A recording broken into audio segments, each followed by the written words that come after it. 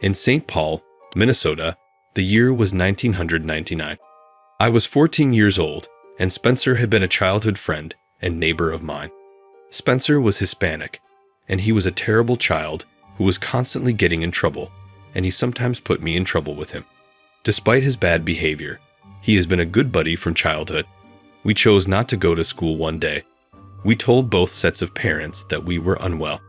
We were aware that our parents had gone to work so that we could spend time together.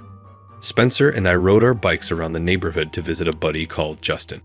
Justin's family was well off, and he too had lied to his parents about being unwell. Justin and I rode our bikes throughout the neighborhood, visiting parks and other attractions.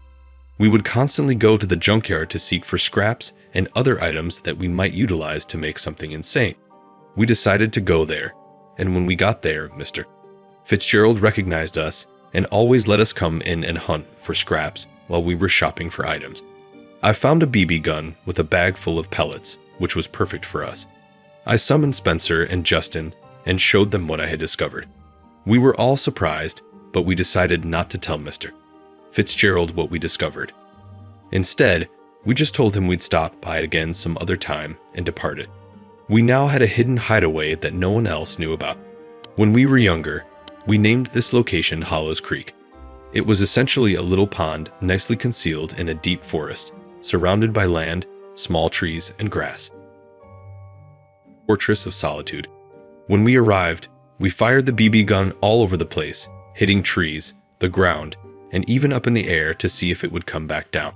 We had so much fun that day that we simply stuck out at Hollows Creek until it was time to go home. And when that time arrived, we left the BB gun there, and we all went home a few days later, on a Friday after school. Spencer, Justin, and I agreed to bring in a new member to the gang. Emily was her name. She was Justin's close buddy. We planned to take Emily to Hollows Creek, our secret refuge. We packed sleeping bags, food, and beverages. We went on a modest camping excursion to Hollows Creek. We didn't know how to create a fire as we expected, so we chose to use flashlights instead. In truth, it became rather spooky there at night. It was becoming dark, but we were determined to remain and camp all night. The clock struck 10 o'clock. Justin, Emily, and I packed a tent for the boys to sleep in, and Emily had brought her own. But we put the two tents close together in case Emily or one of us felt worried. Spencer took the BB gun and left it in our tent. We all said our goodnights and went to bed. Then, about 3 a.m., I was startled awake by the sound of our tent's zipper opening. Emily was the one. She was attempting to enter our tent. She seemed worried and terrified by the expression on her face. I was concerned as well, so I asked Emily what was wrong and what was going on. Someone was out there, she said, and they came over and touched my tent. I was afraid at the time, so I awoke. Spencer and Justin were telling them what Emily had just told me. We were all inside the tent together, gazing around. Justin suggested Spencer get the BB gun. Spencer listened because we could need it. He walked over and took it from beneath his pillow. He even pumped air into it. The weapon was ready to fire at anybody that got too near to us. That's when someone or something approached the tent and touched it.